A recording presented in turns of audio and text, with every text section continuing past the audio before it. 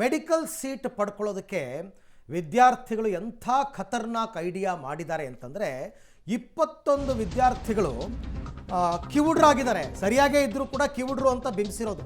ಅಂದರೆ ವಿಶೇಷ ಚೇತನ ಕೋಟಾದಡಿ ಸಿಗುತ್ತಲ್ಲ ಸೀಟು, ನಕಲಿ ದಾಖಲೆಗಳನ್ನು ನೀಡಿ ವಿಕಲಚೇತನ ಕೋಟಾದಡಿ ಅರ್ಜಿ ಹಾಕಿದ್ದಾರೆ.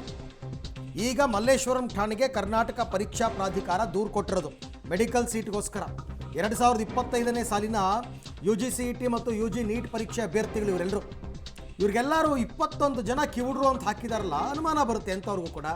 ಅನುಮಾನದ ಮೇಲೆ 21 ಅಭ್ಯರ್ಥಿಗಳಿಗೆ ವೈದ್ಯಕೀಯ ಪರೀಕ್ಷೆ ಮಾಡ್ತಾರೆ. ಪರೀಕ್ಷೆ ಮಾಡಿದಾಗ ವಿಕ್ಟೋರಿಯಾ ಮತ್ತು ನಿಮ್ಹಾನ್ಸ್ನಲ್ಲಿ ಪರೀಕ್ಷೆ ಮಾಡಿಸಿದಾಗ ಗೊತ್ತಾಗಿದ್ದು ಇವರೆಲ್ಲ ಚೆನ್ನಾಗೇ ಇದ್ದಾರೆ ಅಂತ, ಏನೂ ಆಗಿಲ್ಲ. ಎಂತೆಂಥ ಐಡಿಯಾಗಳನ್ನ ಮಾಡ್ತಾರೆ ನೋಡಿ. ಮೆಡಿಕಲ್ ಸೀಟ್ ಸಿಕ್ಬಿಡುತ್ತಲ್ಲ ವಿಶೇಷ ವಿಕಲಚೇತನ ಕೋಟಾದಡಿ. ಆಮೇಲೆ ಈ ವರ್ಷ ಇದು ಬೆಳಕಿಗೆ ಬಂದಿದೆ.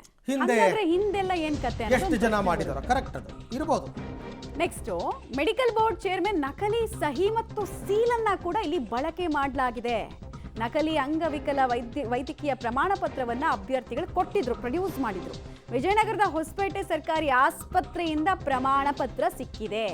ನಿಮ್ಹಾನ್ಸ್ ಆಸ್ಪತ್ರೆಯಿಂದ ಕೂಡ ನಕಲಿ ಮೆಡಿಕಲ್ ಸರ್ಟಿಫಿಕೇಟ್. ದೂರು ದಾಖಲಿಸಿಕೊಂಡಿದ್ದಾರೆ ಮಲ್ಲೇಶ್ವರಂ ಠಾಣೆಯ ಪೊಲೀಸರು. ಅವರು ತುಂಬಾ ದೊಡ್ಡ ಜಾಲವನ್ನೇ ಈಗ ಭೇದಿಸಬೇಕಾಗಿದೆ. ಮೇಲ್ನೋಟಕ್ಕೆ ನೋಡ್ತಾ ಇದ್ರೆ ನಮಗೆ ಗೊತ್ತಾಗ್ತಾ ಇದೆ, ಇದರಲ್ಲಿ ಆಸ್ಪತ್ರೆ ಸಿಬ್ಬಂದಿಗಳು ಕೂಡ ಹಾಗಾದ್ರೆ ದುಡ್ಡಿನ ಆಸೆಗೆ ದಂಧೆಯನ್ನು ಮಾಡ್ತಿದ್ದಾರಾ ಅನ್ನೋದು ಒಂದು ಪ್ರಶ್ನೆ. ಎಲ್ಲಿಂದ ಎಲ್ಲಿಗೆ ಲಿಂಕ್ ನೋಡಿ. ನಿಮ್ಹಾನ್ಸ್ ಆಸ್ಪತ್ರೆ, ವಿಜಯನಗರದ ಹೊಸಪೇಟೆ, ಎಲ್ಲ ಕಡೆಗಳಲ್ಲೂ ಕೂಡ ಹಾಗಾದ್ರೆ ಈ ದಂಧೆ ಅವ್ಯಾಹತವಾಗಿ ನಡೀತಾ ಇತ್ತಾ? ಒಂದು. ಎರಡನೇದು, ಎಷ್ಟು ಜನ ವಿಕಲಚೇತನ ಅಭ್ಯರ್ಥಿಗಳ ಭವಿಷ್ಯಕ್ಕೆ ಇವರು ಮಾರಕ ಆಗ್ತಾ ಇದ್ದಾರೆ, ಅವ್ರ ಅವಕಾಶವನ್ನು ಹೆಂಗೆ ಕಿತ್ಕೊಳ್ತಾ ಇದ್ದಾರೆ ನೋಡಿ. ಡೀಟೇಲ್ಸ್ ಕೊಡ್ತಾರೆ. ನೇರ ಸಂಪರ್ಕದಲ್ಲಿ ಜಾಯ್ನ್ ಆಗ್ತಾ ಇದ್ದಾರೆ ಮಾರುತಿ. ಇದು ಬೆಳಕಿಗೆ ಬಂದಿದ್ದು ಈ ವರ್ಷ 21 ಅಭ್ಯರ್ಥಿಗಳ ವಾಮ ಮಾರ್ಗದ ಬಗ್ಗೆ ನಮಗೆ ಗೊತ್ತಾಯಿತು. ಬಟ್ ಅನುಮಾನ ಹೇಗೆ ಬಂತು? ಇವ್ರದ್ರಲ್ಲಿ ಏನೋ ಒಂದು ಸ್ವಲ್ಪ ಸಮಥಿಂಗ್ ಇಸ್ ಫಿಶಿ ಅಂತ ಹೆಂಗೆ ಅನ್ಸಕ್ಕೆ ಸ್ಟಾರ್ಟ್ ಆಯಿತು? ಇಡೀ ಜಾಲದ ಎಕ್ಸ್ಪೋಸನ್ನು ಯಾವ ಹಂತದಲ್ಲಿ ಮಾಡಲಾಯಿತು ಅನ್ನೋದು ಒಂದು ಪ್ರಶ್ನೆ. ಎರಡನೇದಾಗಿ, ಇಲ್ಲಿ ಆಸ್ಪತ್ರೆ ವೈದ್ಯರು ಸಿಬ್ಬಂದಿಗಳು ಎಲ್ಲರೂ ಇನ್ವಾಲ್ವ್ಡ್ ಇದ್ದಾರ ದಂಧೆಯಲ್ಲಿ? ಸುಮಾರು ವರ್ಷಗಳಿಂದ ನಡ್ಕೊಂಡು ಬರ್ತಿದ್ಯಾ ಇದು ಅನ್ನುವಂತಹ ಬೇಸಿಕ್ ಪ್ರಶ್ನೆ ಮೂಡ್ಬಿಡುತ್ತೆ. ಖಂಡಿತ ಮಮತಾ, ಮೊದಲ ಪ್ರಶ್ನೆಗೆ ಉತ್ತರಿಸೋದಾದರೆ ಮುಖ್ಯವಾಗಿ 21 ಜನ ಏನು ಅಭ್ಯರ್ಥಿಗಳು ಅಪ್ಲಿಕೇಶನ್ ಹಾಕಿದ್ರು, ಅಪ್ಲಿಕೇಶನ್ ಹಾಕಬೇಕಾದ್ರೆ ಜನರಲ್ ಕೋಟಾದಲ್ಲೇ ಅಪ್ಲಿಕೇಶನ್ ಹಾಕಿರ್ತಾರೆ. ಯಾವುದೇ ವಿಶೇಷ ಅಂಗವಿಕಲಚೇತನ ಕೋಟಾದ ಅಡಿಯಲ್ಲಿ ಇವರು ಅಪ್ಲಿಕೇಶನ್ ಹಾಕಿರೋದಿಲ್ಲ. ಅಪ್ಲಿಕೇಶನ್ ಹಾಕಿದ ನಂತರದಲ್ಲಿ, ಮೊದಲು ಸಬ್ಮಿಟ್ ಮಾಡಿದ ನಂತರದಲ್ಲಿ ಮತ್ತೆ ಅದಕ್ಕೆ ಕರೆಕ್ಷನ್ಗೆ ಆಪ್ಷನ್ ಇರುತ್ತೆ. ಆ ಕರೆಕ್ಷನ್ ಆಪ್ಷನ್ ಸಂದರ್ಭದಲ್ಲಿ ಇವರು ತಮ್ಮ ಕೋಟಾವನ್ನು, ಅಂದರೆ ಈಗ ಸಾಕಷ್ಟು ಬೇರೆ ಬೇರೆ ಕೋಟಾಗಳು ಬರುತ್ತೆ, NCC NSS ಆಗಿರ್ಬೋದು, ಸ್ಪೋರ್ಟ್ಸ್ ಕೋಟಾ ಆಗಿರ್ಬೋದು, ಮತ್ತು ಕನ್ನಡ ಮಾಧ್ಯಮ, ಈ ರೀತಿ ಕೋಟಾಗಳಿರುತ್ತೆ. ಆಗ ಆ ಕೋಟಾನ ಸೆಲೆಕ್ಟ್ ಮಾಡ್ಕೊಳ್ಳೋ ಸಂದರ್ಭದಲ್ಲಿ ಈ ವಿಶೇಷ ಅಂಗವಿಕಲಚೇತನದ ಅಡಿಯಲ್ಲಿ ಇವರು ಫಿಸಿಕಲ್ ಹ್ಯಾಂಡಿಕ್ಯಾಪ್ ಕೋಟಾವನ್ನು ಅಪ್ಲೈ ಮಾಡಿದ್ದಾರೆ. ಇದು 21 ಜನರ ಇದೇ ರೀತಿ ಮಾಡಿರೋದ್ರಿಂದ ಇದಕ್ಕೆ CET ಕೌನ್ಸ್ಲಿಂಗ್ ನಡೆಯೋ ಸಂದರ್ಭದಲ್ಲಿ, ಅಂದರೆ ಪರೀಕ್ಷಾ ಪ್ರಾಧಿಕಾರದವರು ಕೌನ್ಸ್ಲಿಂಗ್ ನಡೆಸೋ ಸಂದರ್ಭದಲ್ಲಿ ಇವರನ್ನು ಕರೆಸಿ ಕೌನ್ಸ್ಲಿಂಗ್ ಮಾಡೋ ಸಂದರ್ಭದಲ್ಲಿ ಒಂದು ಅನುಮಾನ ಬರುತ್ತೆ, ನೀವು ಮೊದಲು ಇದನ್ನು ಯಾಕೆ ಹಾಕಿರಲಿಲ್ಲ ಅಂತ. ಮತ್ತು ಸರ್ಟಿಫಿಕೇಟ್ಗಳನ್ನು ಪರಿಶೀಲನೆ ಮಾಡ್ತಾರೆ. ಒರಿಜಿನಲ್ ಸರ್ಟಿಫಿಕೇಟ್ಗಳನ್ನ ಪರಿಶೀಲನೆ ಸಂದರ್ಭದಲ್ಲಿ ಇವರು ಇದು ನಕಲು ಮಾಡಿರುವಂಥದ್ದು ಗೊತ್ತಾಗುತ್ತೆ. ಆ ನಿಟ್ಟಿನಲ್ಲಿ ಇವರು ಆ ಒಂದು ಅನುಮಾನದ ಹಿನ್ನೆಲೆಯಲ್ಲಿ ಮೊದಲಿಗೆ ವಿಕ್ಟೋರಿಯಾ ಆಸ್ಪತ್ರೆಗೆ ಇವರು ಅಂಗವಿಕಲತೆಯ ಪರೀಕ್ಷೆಗೆ, ಅಂದರೆ ಕಿವುಡರ ಇಲ್ವಾ ಅಂತ ಪರೀಕ್ಷೆಗೆ ಆಡಿಯೋಗ್ರಾಫ್ ಮಾಡೋದಕ್ಕೋಸ್ಕರ ವಿಕ್ಟೋರಿಯಾ ಆಸ್ಪತ್ರೆ ಮತ್ತು ನಿಮ್ಹಾನ್ಸ್ ಆಸ್ಪತ್ರೆ ಕಳಿಸ್ತಾರೆ.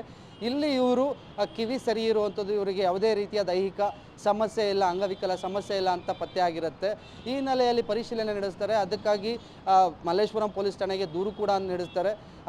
ಆ ನಿಟ್ಟಿನಲ್ಲಿ ತನಿಖೆ ಮುಂದುವರಿದ ಭಾಗವಾಗಿ ಪೊಲೀಸರು ತನಿಖೆಯಲ್ಲಿ ಗೊತ್ತಾಗುವಂಥ ವಿಚಾರಗಳೇನಪ್ಪ ಅಂದರೆ, ಇವರು ಹೊಸಪೇಟೆ ಸರ್ಕಾರಿ ಆಸ್ಪತ್ರೆಯಲ್ಲಿ, ವಿಜಯನಗರದ ಹೊಸಪೇಟೆ ಸರ್ಕಾರಿ ಆಸ್ಪತ್ರೆಯಲ್ಲಿ ಒಂದು ಅಂಗವಿಕಲ ಸರ್ಟಿಫಿಕೇಟ್ನ ನಕಲು ಮಾಡ್ಕೊಂಡಿರುವಂಥದ್ದು, ಜೊತೆಗೆ ಬೆಂಗಳೂರಿನ ನಿಮ್ಹಾನ್ಸ್ ಆಸ್ಪತ್ರೆಯ ಹೆಸರಿನಲ್ಲಿ ಅಂಗವಿಕಲ ಸರ್ಟಿಫಿಕೇಟನ್ನು ಅಂದರೆ ಫೇಕ್ ಮಾಡ್ಕೊಂಡು ತಂದಿರೋದು ಗೊತ್ತಾಗುತ್ತೆ. ಈ ಫೇಕ್ ಸರ್ಟಿಫಿಕೇಟ್ನ ಯಾರು ಮಾಡಿಕೊಟ್ರು ಅನ್ನೋ ಪ್ರಶ್ನೆ ಈಗ ಕಾಡ್ತಿರುವಂಥದ್ದು. ಯಾಕಂದರೆ ಫೇಕ್ ಸರ್ಟಿಫಿಕೇಟಿಂದ ಸಾಕಷ್ಟು ಜನಗಳು ಇದ್ದಾರೆ ಅನ್ನೋ ಕೈವಾಡನ ಈಗ ಪೊಲೀಸರು ಹೆಚ್ಚಿನ ತನಿಖೆಯಲ್ಲಿ ಅದನ್ನು ಬಹಿರಂಗಪಡಿಸಬೇಕಾಗಿರುವಂಥದ್ದು.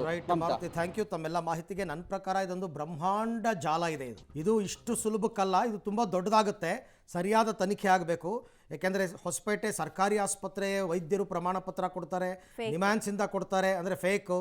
ಆಮೇಲೆ ನಕಲಿ ಚೇರ್ಮನ್ ಸಹಿ ಸೀಲು ಬಳಕೆ ಆಗಿದೆ. ಹೆಂಗೆ ಹೌಕಮ್? ಎಕ್ಸಾಕ್ಟ್ಲಿ. ಇದೆಲ್ಲವೂ ಕೂಡ ದೊಡ್ಡ ಮಟ್ಟದಲ್ಲಿ ಆಗಬೇಕಾಗಿರ್ತಕ್ಕಂಥದ್ದು.